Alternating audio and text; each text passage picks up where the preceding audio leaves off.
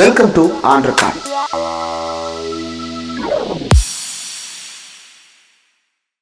Welcome to on record. இன்றைக்கு நம்மோடு நேர்காணலுக்காக சிறப்பு விருந்தினராக திராவிட முன்னேற்ற கழகத்திலிருந்து செய்தி தொடர்பு துணை செயலாளர், எழுத்தாளர், ஆய்வாளர் சூர்யா கிருஷ்ணமூர்த்தி இணைந்திருக்கிறார். அவரோடு பேசலாம்.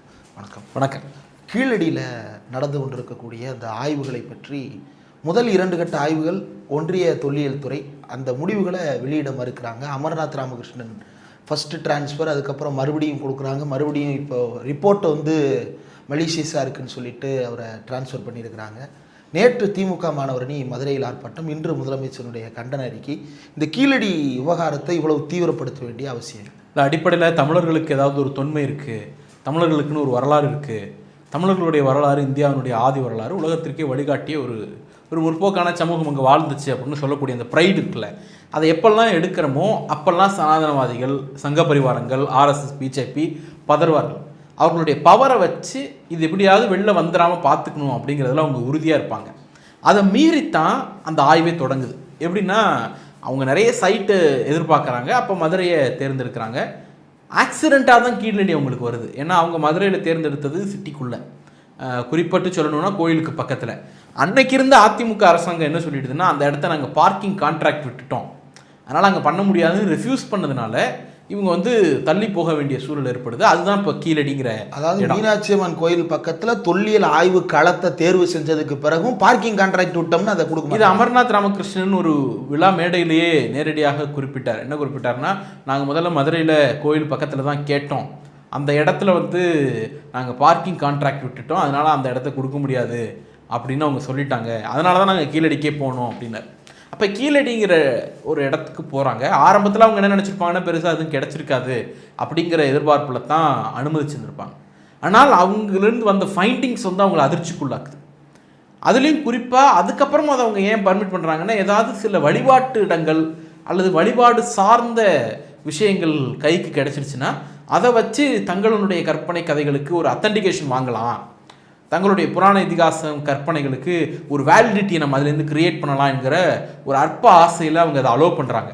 ஆனால் கீழடியில் அப்படி எதுவும் கிடைக்கல. அது ஒரு பகுத்தறிவு வாய்ந்த சமூகமாக, எந்த வழிபாட்டு கூறுகளுக்கும் இடமில்லாத ஒரு சமூகமாக இருந்ததற்கான சான்றுகள் அங்கே கிடைச்ச உடனே அவங்க என்ன பண்ணுறாங்க, 3வது கட்ட அகழாய்வோடு நிறுத்துகிறாங்க. அதுக்கு முன்னாடி இதுக்கு கீ பர்சனாக இருந்த அமர்நாத் ராமகிருஷ்ணனை டிரான்ஸ்ஃபர் பண்ணுறாங்க. முதல் முறையாக ஒரு பர்டிகுலர் ஆர்கியாலஜிக்கல் ப்ராஜெக்டில் ஈடுபட்டிருக்கக்கூடிய ஒருத்தருக்கு அந்த டென்யூர் முடிகிறதுக்குள்ளே, அந்த ப்ராஜெக்ட் கம்ப்ளீட் ஆகிறதுக்குள்ளே டிரான்ஸ்ஃபர் அடிக்கப்பட்டது முதலில் அவர் தான். அப்போ அதுக்கு எதிராக போராட்டம் நடக்குது. தமிழ்நாடு எந்த அதிகாரி வந்தாலும் அதில் நல்ல விஷயம் இருக்குன்னா கண்டினியூ பண்ண போகிறாரு, இல்லைன்னா ட்ராப் பண்ண போகிறாரு. அங்கே தான் பிரச்சனை வருது. என்னென்னா, இதே விஷயத்தை தான் நிர்மலா சீதாராமன் சொன்னாங்க. என்ன சொன்னாங்கன்னா, அவர் மட்டும்தான் கண்டுபிடிப்பாரா, மற்றவங்கெல்லாம் கண்டுபிடிக்க மாட்டாங்களா அப்படின்னு அவங்களுக்கே உரிய அந்த நக்கல் துணியில் கேட்டாங்க. அப்பையும் வேற ஒரு அதிகாரி வந்தார், ராமன்கிற பேரில் ஒரு அதிகாரி வந்தார். அவர் வந்து கொஞ்சம் தோண்டிட்டு இதுக்கு மேலே இங்கே ஒன்றும் இல்லை அப்படின்ட்டு குடியெல்லாம் மூடுற முடிவு எடுத்துட்டார். ராமன்கிறவர். அப்போ தமிழ்நாட்டில் பெரிய அளவில் அரசியல் கட்சிகள் அளவுக்கு கொந்தளிப்பு ஏற்பட்டது. திராவிட முன்னேற்ற கழகம் அப்போவே இதை அட்ரஸ் பண்ணுது. 2016ஆம் ஆண்டே முத்தமிழறிஞர் கலைஞர் வந்து எச்சரித்தார். என்ன எச்சரித்தார்னா, இவ்வளோ பெரிய நகர நாகரிகத்துக்கான சான்று கிடச்சிருக்கு, இது நம்முடைய பெருமை தான், ஆனால் இதை முழுமையாக வெளிக்கொணர வேண்டிய நம்முடைய பொறுப்பு, இதற்கு ஏகப்பட்ட தடைகளை ஏற்படுத்துவார்கள் அப்படின்னு 2016ஆம் ஆண்டே முத்தமிழறிஞர் கலைஞர் ஒரு ட்வீட் போட்டார்.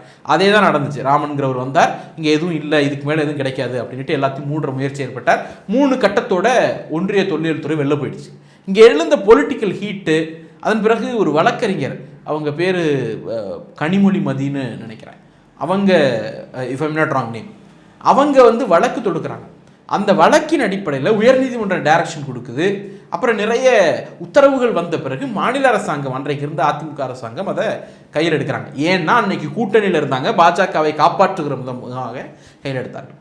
மாநில அரசாங்கம் மேற்கொண்ட ஆய்வுகளில் எந்த இடத்தில் இதற்கு மேலே ஒன்றும் இல்லைன்னு ஒன்றிய தொல்லியல் துறை ராமன்கிறவரை வச்சு மூடுனுச்சோ, அதன் பிறகு 10,000 பொருட்கள் எடுத்தோம், தொல்லியல் பொருட்கள், அதன் பிறகு 10,000 பொருட்களை எடுத்தோம். இப்போவும் என்ன சொல்கிறாங்கன்னா, மொத்த கீழ் எஸ்கவேஷன் சைட்டில் இது வரைக்கும் 4% மட்டும்தான் நாங்கள் வந்து எஸ்கவேட்டே பண்ணியிருக்கோம் அப்படிங்கிறது தான் இன்றைக்கும் ரிப்போர்ட்டாக இருக்குது. இப்போ என்னென்னா, அமர்நாத் ராமகிருஷ்ணன் வந்து இந்த ஆய்வறிக்கைக்கு திருப்பி உள்ள வராரு. அவர் 2016ஆம் ஆண்டு தன்னுடைய முதல் கட்ட அறிக்கையை கொடுக்கிறார். அதுவே பெரிய அதிர்ச்சியை உருவாக்குது. இது ஒரு நகர நாகரிகம் அப்படிங்கிறத அவர் சொல்கிறாரு. அடுத்து 17ஆம் ஆண்டு இடைக்கால அறிக்கை கொடுக்கப்படுது. மிக நீண்ட இடைவெளிக்கு பிறகு 2023ஆம் ஆண்டு இறுதி அறிக்கை கொடுக்கப்படுது. 2 ஆண்டு காலம் அந்த இறுதி அறிக்கை தூங்குது, அதை வெளியிடலை. அதில் ஏதாவது கரெக்ஷனாக நீ அந்த 2 வருஷத்தில் கேட்டிருக்கலாம். ஆளுநர் சொல்லுவார்ல, ஏன் இஷ்டம், நான் எப்போ வேணா என்ன பண்ணுவேன். ஒரு 1000 பக்கம், அது 890 பக்கம்னு நினைக்கிறேன், அந்த 982 பக்கம் அந்த டாக்குமெண்ட்டை படிக்கிறதுக்கு உங்களுக்கு 2 வருஷம். இல்லை, அவங்களுக்கு ஒரு ப்ரையாரிட்டி லிஸ்ட் இருக்கும். இதுக்கு முந்தி வெவ்வேறு இடங்கள்ல எக்ஸ்கவேஷன்ஸ் நடக்குது, அதெல்லாம் ஒன்னொன்னா அவங்க ஸ்டார்ட் பண்ணிட்டு வராங்க. 1000 பக்கத்தை படிக்கிறதுக்கு 2 வருஷமா? இல்லை சாட்ஜிபிட்டியில் கொடுத்தீங்கன்னா 2 நிமிஷத்தில் அடிச்சு கீ பாயிண்ட்ஸை கொடுத்துட்டு போகுது. இல்லை நான் விலாவரியாக ஆராய்வேன் அப்படின்னா இதற்கு முன்பு எதையெல்லாம் ஆராய்ஞ்சு நீங்கள் அறிக்கை கொடுத்துருக்கீங்க, எத்தனை ரிப்போர்ட்டை திருப்பி அனுப்பியிருக்கீங்க? 2 ஆண்டுகள் கிடப்பில் கிடக்கு. பாராளுமன்றத்தில் திராவிட முன்னேற்ற கழகத்தினுடைய எம்பிக்கள், குறிப்பாக எங்களுடைய நாடாளுமன்ற உறுப்பினர் என்ன இளங்கோ அவர்கள் பலமுறை கேள்வி எழுப்புறார். இப்படி எல்லா எம்பிக்களும் கேள்வி எழுப்பின பிறகு சமீபத்தில் என்ன பண்ணுறாங்கன்னா, அமர்நாத் ராமகிருஷ்ணன் அவர்களுக்கு இந்த அறிக்கையில் குறைபாடு இருக்குது, இதை நீங்கள் ரீவிசிட் பண்ணுங்கள், திருப்பி ஆய்வு பண்ணுங்கன்னு அனுப்பி விடுறாங்க. அப்போ அவங்களுக்கு என்ன அப்படின்னா, அவர்கள் எதிர்பார்த்தது முதல்ல இங்கே எதுவும் கிடைக்காதுன்னு எதிர்பார்த்தாங்க, கிடைச்சிச்சு. இல்லை அதில் ஏதாவது ஒரு வழிபாட்டு கூறுகள் இருக்கும், அதை வச்சு நம்முடைய கதைகளுக்கு வேலிடேட்டி வாங்கிக்கலான்னு பார்த்தாங்க, அது நடக்கலை. 3வது, இந்தியாவில் தொன்மையான நாகரிகமாக தமிழர் நாகரிகத்தை வரலாற்று பூர்வமாக தொல்லியல் சான்றோடு நிறுவுவதற்கு இது பயன்படுது. அப்போ இது என்ன நடக்குதுன்னா, கீழடி சமஸ்கிருத நாகரிகம்ங்கிற அந்த கட்டுக்கதைக்கு எதிரான ஒரு தமிழர் நாகரிகத்தை முன்வைக்குது. அப்போ அவங்களுடைய அடிமடியில் கை வச்ச உடனே இதை எப்படியாவது முடக்கணும்னு சங்கபரிவார பிஜேபி சக்திகள் முயற்சி பண்ணுது. இப்போ உடனே பிஜேபிக்காரங்களாம் என்ன சொல்கிறாங்க, எங்கே போனாலும் தமிழர் பெருமிதத்தை எங்கள் பிரதமர் பேசுகிறாரு தெரியுமா அப்படின்னு. ஆமாம் பேசுவாங்க. எப்போ வரைக்கும் பேசுவாங்கன்னா, தமிழ் பெருமிதம், தமிழ் ஆதிமொழி, தமிழர்னா அப்படி இப்படி இதெல்லாம் பேசுவாங்க. இது எல்லாம் இந்த லெவல் வரைக்கும் தான். சமஸ்கிருதத்துக்கு கீழேன்னு பேசுகிற வரைக்கும் இது எல்லாத்தையும் பேசுவாங்க. சமஸ்கிருதத்தை விட மேம்பட்டது, சமஸ்கிருத நாகரிகத்தை விட பழமையான முற்போக்கான நாகரிகம் தமிழர் நாகரிகம்னு ஒரு இடம் வருதுல்ல, அந்த இடத்துல அதை பேச மாட்டாங்க. இந்த நாகரிகத்தை நிரூபிக்கிறது ஏன் எவ்வளவு முக்கியத்துவமானது? பொதுவாக அந்த நாகரிக நிரூபித்தல்ன்றதெல்லாம் இன்டெலெக்சுவல் டிபேட் இல்லையா? இது ஒரு மாஸ் மூமெண்ட்டாக மாற்றி இந்த நாகரிகத்தை முதன்மையானது என்று நிரூபிக்க வேண்டிய தேவையோ அல்லது அதனுடைய அவசியமோ இல்லை. கீழடியில் என்ன கிடைச்சதுங்கிறது ரொம்ப முக்கியம். முதல்ல அது ஒரு நகர நாகரிகம். நம்ம எல்லாம் திருப்பி நகர நாகரிகம்னு சொல்கிறதுனால அதனுடைய இம்பார்ட்டன்ஸ் புரியாமல் இருக்கலாம். ஒரு மக்கள் கூடி வாழ தொடங்குகிற போது காட்டு மிராண்டிகளாக, நாடோடிகளாக இப்படியெல்லாம் வாழ்வாங்க. அதற்கு பிறகு வேட்டை சமூகம் உருவாகும், அது ஒரு படி மேலே. வேட்டை சமூகத்திற்கு பிறகு வேளாண் சமூகம் உருவாகும்.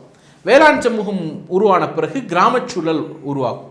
அதற்கு பிறகு தான் கட்டுமானங்கள் எழுப்பப்பட்டு ஒரு நகரமாக, ஒரு அட்மினிஸ்ட்ரேட்டிவ் ஸ்ட்ரக்சருக்குள்ள ஒரு ஸ்ட்ரக்சர்டான வாழ்க்கை முறைங்கிறது நகர வாழ்க்கைக்கான அடையாளம், ஒரு அர்பன் சிவிலைசேஷன். அப்போ கீழடி என்பது ஒரு அர்பன் சிவிலைசேஷன். அர்பன் சிவிலைசேஷனே இதுவரைக்கும் தமிழர் வரலாற்றை ஒரு 300 ஆண்டுகள் பின்னோக்கி நகர்த்துது.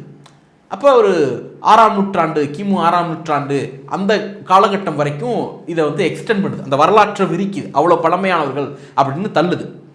அப்போது யோசிச்சு பாருங்க, அவ்வளவு பழைய காலத்திலேயே நகர நாகரிகம் உருவாயிருந்தா கிராம நாகரிகம் எப்போ உருவாகிருக்கும்? அப்போ வேளாண் சமூகம் எப்போ உருவாகிருக்கும்? வேட்டை சமூகம் எப்போ உருவாகிருக்கும்? காட்டு மிராண்டிகளாக எவ்வளோ 1000 ஆண்டுகளுக்கு முன்பு அவர்கள் தெரிந்திருப்பார்கள்.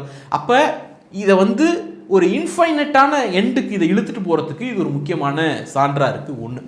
2வது, அங்கே கிடைத்த பல விஷயங்கள், ஆபரணங்கள் கிடைச்சிருக்கு. அது வெறும் பொன்னாலான ஆபரணங்கள்னு கிடையாது. இந்த மாதிரியான பானைகள், ஓடுகளில் வெவ்வேறு மெட்டீரியல்ஸில் செய்யப்பட்ட ஆபரணங்கள் அது கிடைத்திருக்கு. அது என்ன, எப்போ ஒருத்தர் தன்னுடைய அழகுணர்ச்சிக்கு முக்கியத்துவம் கொடுத்த ஒரு சமூகமாக இருந்திருக்கு, தன்னை அழகுபடுத்திக் கொள்ள வேண்டும் என்கிற அளவிற்கு புரிதல் கொண்ட, முதிர்ச்சி அடைந்த ஒரு சமூகம், ஒரு அமைதியான செழிப்பான நாகரிகம், செழிப்பாக இருந்திருக்குங்கிறதுக்கு அது ஒரு இது. முதல்ல அவங்க ஒரு நகரமாக வாழ்ந்தார்கள்ங்கிறது தேர் மெச்சூர். அடுத்தது அவங்க ஆபரணங்கள் பயன்படுத்தினாங்கிறது அவங்க அதை இன்னும் ஒரு படி மேலே எடுத்துட்டு போகுது. 3வது, அந்த பானை ஓட்டில் கிடைத்த ஆதன் குவிரன் என்கிற பெயர்கள். அப்போ ஒருவரை ஒருவர் பெயரிட்டு அழைத்து அதை பதிவு செய்து வைத்துக் கொள்ளுதல் அப்படிங்கிற ஒரு சமூகமாக அவர்கள் வாழ்ந்திருக்கிறார்கள். கல்வி அறிவு பெற்ற சமூகமாக அந்த சமூகம் இருந்திருக்காது. 3 செய்தி தான் அதில். அது நகர நாகரிகம், ஆபரணங்கள் பயன்படுத்தக்கூடிய அளவிற்கு அவர்கள் செழிப்பாக இருந்தார்கள், பெயரிட்டு பெயரை பொறித்து வைக்கக்கூடிய அளவிற்கு அவர்கள் கல்வி அறிவோடு இருந்தார்கள். இல்லை, இதை நம்ம சொல்லிட்டோம், இதை அவங்க ஒத்துக்கிட வேண்டிய அவசியம் என்ன? இதை எஸ்டாப்ளிஷ் பண்ணுறதன் மூலமாக நாம் உருவாக்க விரும்புகிற புரிதல் என்ன? அதாவது தமிழர்கள் பழையவர்கள் அத்தனை ஆண்டு காலம் பழையவர்கள்ங்கிறதுல பெருமை கிடையாது. அவன் பகுத்தறிவோடு அன்னைக்கு செயல்பட்டாங்கிறதுல தான் பெருமை.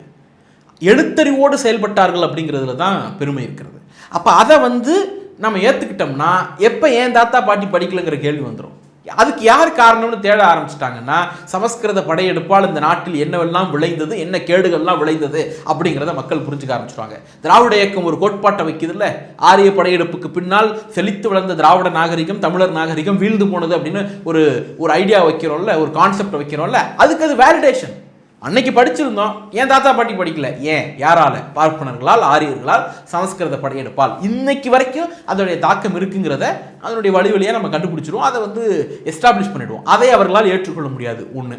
இன்னொரு முக்கியமான விஷயம் கீழடியில் என்ன அப்படின்னா, கீழடி மாதிரியான ஒரு இதை நம்ம பல காலமாக பேசிட்டு தான் இருந்திருக்கோம். அது புதுசு கிடையாது. இலக்கியங்கள் பேசியிருக்கு, பல இடங்களில் கல்வெட்டு கூட பேசியிருக்கு. அப்பெல்லாம் அவர்கள் என்ன சொன்னாங்க? இலக்கியங்கள் வெறும் கற்பனை. அன்னைக்கு ஒரு 500 ஆண்டுகளுக்கு முன்னால், 1500 ஆண்டுகளுக்கு முன்னால் வாழ்ந்த யாரோ ஒருத்தர் இப்படியெல்லாம் இருந்ததாக கற்பனை செய்தார், அவ்வளவுதான் அப்படின்னு அதை இடது கையால் புறந்தளிட்டாங்க. இப்போ தமிழர்களுடைய தொன்மை இலக்கிய சான்றாவணங்களோட நம்ம நிரூபிக்கும் போது அது கற்பனைப்பா அப்படின்னாங்க. இன்னைக்கு இலக்கியத்தில் என்ன சொல்லப்பட்டதோ அப்படி ஒரு நகரம் அங்கே இருந்துச்சு. அதை இன்னைக்கு ஆர்கியாலஜிக்கல் சைட்டோட இது பண்ணுறோம். இதை ஏன் அவங்க ஏற்றுக்கணும்னு கேட்டோம்னா, இந்த தொல் பொருட்கள் இருக்குல்ல, இந்த பொருட்களை எல்லாம் இங்கே 2016 இடைக்கால முதல் அறிக்கை வருது, 17 2ஆம் அறிக்கை வருது, இன்னைக்கு 2023 வரைக்கும் அது வெயிட் பண்ணுது. ஏன் அப்படின்னா 5 முக்கியமான ப்ராசஸ் பண்ணுறோம். 4 இடங்கள். ஒன்று புனேயில் இருக்கக்கூடிய லெபார்ட்ரி, அடுத்தது பெங்களூரில் இருக்கக்கூடிய லெபார்ட்ரி, அப்புறம் யூஎஸில் இருக்கக்கூடிய ஒரு லெபார்ட்ரி, இட்டாலியில் ஒரு லெபார்ட்ரி. இந்த 4 லெபார்ட்ரிக்கு இந்த பொருட்களை, தொல்பொருட்களுடைய மாதிரிகளை, தொல்பொருட்களுடைய ஒரு பகுதியை அனுப்பி அதில் ஒரு 3 வகையான ஆய்வுகளை மேற்கொள்கிறோம். ஒன்று ராயல் டெஸ்டிங்னு ஒரு மெத்தட், அது ஒரு சயின்டிஃபிக் மெத்தட், ஆர்கியாலஜிக்கல் படித்தவங்களுக்கு தெரிஞ்சிருக்கும். அடுத்தது கெமிக்கல் டெஸ்டிங்னு ஒரு மெத்தட். 3வது கார்பன் டேட்டிங். இந்த கார்பன் டேட்டிங் தான் எனக்கு இருக்கக்கூடியதில் ஓரளவு ஒப்பத்தகுந்த ஒரு நவீனமான முறை. ஒரு பொருள் எத்தனை ஆண்டுகளுக்கு முன்பு பயன்படுத்தப்பட்டது, எத்தனை ஆண்டுகளுக்கு முன்பு அது புதை வடிவமானது அப்படிங்கிறத கண்டுபிடிக்கிறதுக்காக காலக்கணக்கீட்டு முறை தான் கார்பன் டேட்டிங். அந்த காலக்கணக்கீட்டு முறை அடிப்படையில் தான் கிறிஸ்து பிறப்பதற்கு 6 நூற்றாண்டுகளுக்கு முன்பே இங்கே ஒரு செழித்த நாகரிகம் இருந்துச்சுங்கிறத சொல்லிட்டோம். அப்போவே அது நகர நாகரிகமாக இருந்துச்சுங்கிறது 2வது ஆஸ்பெக்ட். அப்போவே அவர்கள் கல்வி அறிவு பெற்றிருந்தாங்க 3வது ஆஸ்பெக்ட். அப்போ இவன் என்ன சொல்கிறா, சரஸ்வதி நாகரிகம்னு போகிற இடமெல்லாம் நிதியமைச்சர்களை தொடங்கி பிரதமர் வரைக்கும் பேசுகிறாங்க. ஒரே ஒரு ஆர்கியாலஜிக்கல் எவிடன்ஸ் வச்சுருக்கீங்களா?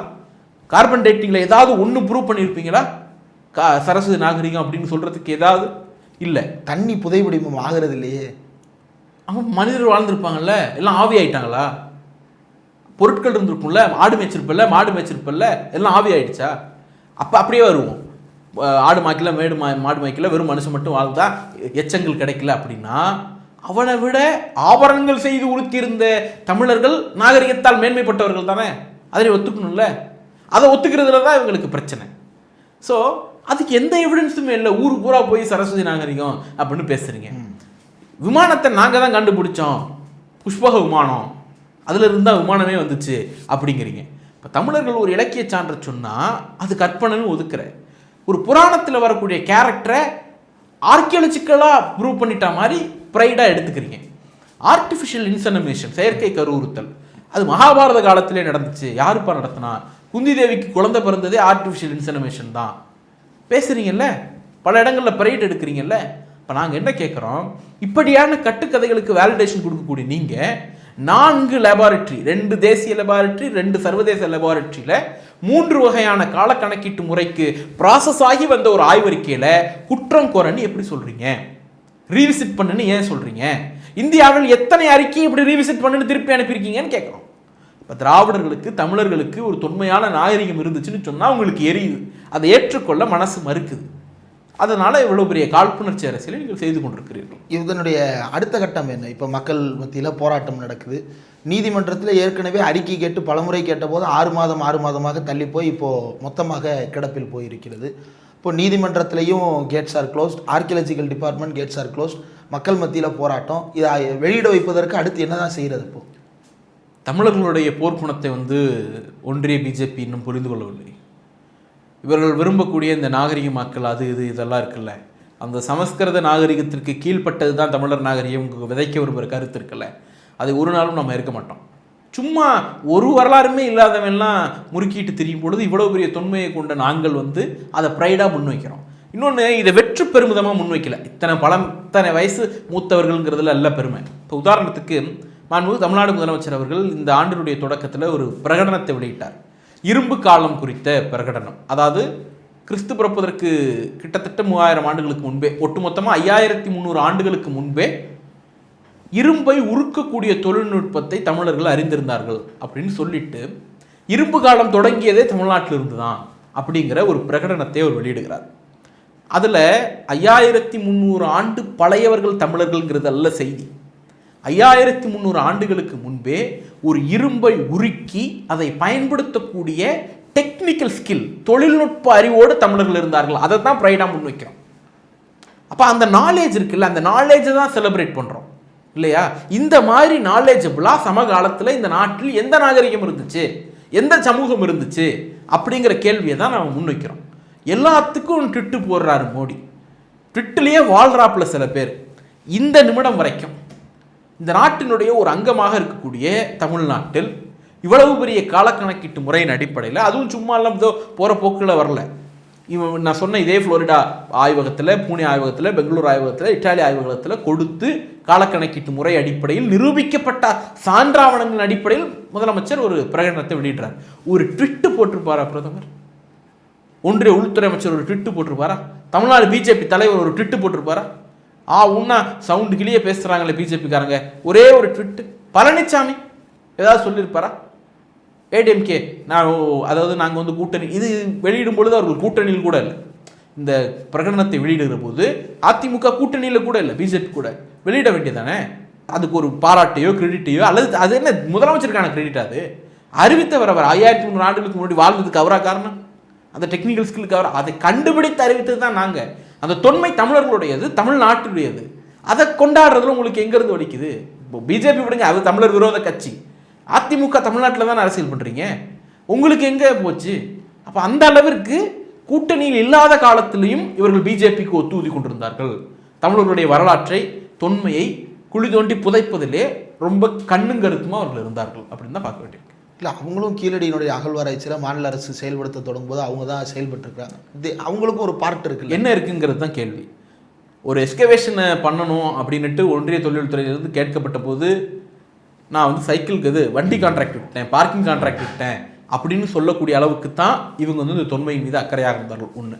ரெண்டாவது, கீழடிக்கு இவங்க எடுத்த உடனேலாம் இல்லை. அமர்நாத் ராமகிருஷ்ணன் மாற்றப்பட்ட போது மௌனம் சாதித்தது அதிமுக. உயர்நீதிமன்றத்தில் வழக்கு வந்த பிறகு தான் அவர் மீண்டும் வருகிறார். அந்த மாதிரி பொலிட்டிக்கல் ப்ரெஷர் ஏற்பட்ட பிறகு தான் நீங்கள் ஆளாய்வு அலோவ் பண்ணுறீங்க. அப்படி கிடைத்த பொருட்களை குறைந்தபட்சம் ஒரு அருங்காட்சியகத்தை வச்சு காட்சிப்படுத்தணுங்கிற தெளிவு கூட, டெமோக்ரட்டைஸ் பண்ணணுங்கிற அந்த அக்கறை கூட அதிமுகவுக்கு அன்னைக்கு இல்லை. இது எல்லாத்த விட முக்கியமான உச்சம் என்ன தெரியுமா? இந்த கீழடியை வைத்து தமிழரின் தொன்மையை நிரூபிக்க வேண்டிய அவசியம் இல்லை சொன்னது அன்னைக்கு தமிழ்நாட்டினுடைய தொழில்துறை அமைச்சர், தமிழ் வளர்ச்சித்துறை அமைச்சர் 2017ஆம் ஆண்டு 24 செப்டம்பரில் மாஃபா பாண்டியராஜன். கீழடியை வச்சு தமிழர் நாகரிகத்தை, தமிழர் தொன்மையை நிரூபிக்க வேண்டிய அவசியம் இல்லை சொன்னது அதிமுக. இன்னைக்கு அவர் அதிமுக தானே இருக்காரு, அது அதிமுகவோட கருத்து தானே. இன்னும் சொல்ல போனால் அன்னைக்கு தமிழ்நாடு அரசின் கருத்து, அதிமுக அரசின் கருத்து. அதே மாஃபா பாண்டியராஜன் என்ன சொன்னார்? கீழடி பாரத நாகரிகம். எங்கேருந்து வந்துச்சு பாரத நாகரிகம்? என்ன மகாபாரதத்திலிருந்து வந்ததா? இது எத்தனை ஆண்டுகள் முற்பட்டதுன்னு நாங்கள் எவிடன்ஸோட ப்ரூவ் பண்ணியிருக்கோம். நீங்கள் உங்களால் முடியுமா மகாபாரதத்தை ப்ரூவ் பண்ண முடியுமா? அப்போ நீங்கள் அடிப்படையில் இதை பிஜேபிக்கு தாரை வார்க்கிற எல்லா முயற்சியிலும் இவர்களும் ஈடுபட்டார்கள். இதை குழி தோண்டி புதைக்க முயற்சி பண்ணாங்க, மக்கள் எழுச்சி அதை தடுத்தது. அப்புறம் இதை பிஜேபிக்கு தாரை வார்க்க முயற்சி பண்ணாங்க, திருப்பி மக்கள் எழுச்சி தடுத்தது. உடனே இவங்க என்ன பண்ணாங்க? அதெல்லாம் ஒரு விஷயமே இல்லைங்க அப்படின்னு அதை நெக்லெக்ட் பண்ண ஆரம்பிச்சிட்டாங்க. அது இன்னைக்கு வரைக்கும் தொடருது. இரும்பு காலம் குறித்து அவர்கள் பேசலை. கீழடி இவ்வளவு பெரிய போராட்டம் நடந்துட்டு இருக்குல்ல, அவர் வெளிப்படையாக ரொம்ப திமிர்த்தனமாக அறிவிக்கிறார். ஒன்றிய அமைச்சர் என்ன அறிவிக்கிறார்? ரீவிசிட் பண்ண சொல்லிட்டோம், நாங்கள் டேட்டா கேட்டிருக்கோம் அப்படின்லாம் சொல்கிறாரு. ஒரு அறிக்கை, ஒரு வார்த்தை பேசியிருப்பாங்களா? அதெல்லாம் வேண்டாம். பாராளுமன்றத்தில் ராஜ்யசபாவில் உங்கள் எம்பி இருக்காங்கல்ல, உங்கள் ப்ராஜெக்ட்னு தானே சொல்லிக்கிறீங்க. 2023 இன்னைக்கு அறிவிச்சிருக்க வரைக்கும் இந்த 2 ஆண்டுகளில் எத்தனை முறை பாராளுமன்றத்தில் நீங்கள் கேள்வி எழுப்பியிருப்பீங்க? ஏன் கேள்வி எழுப்ப முடியல? குறைந்தபட்சம் எதிர்க்கட்சி இன்னும் சொல்ல போனால் கூட்டணியில் இல்லாத காலத்திலேயாவது இதை நீங்கள் வலியுறுத்திருப்பீங்களா? வலியுறுத்தலை. அப்போ எல்லா துரோகத்தையும் கூட இருந்து செய்தது அதிமுக.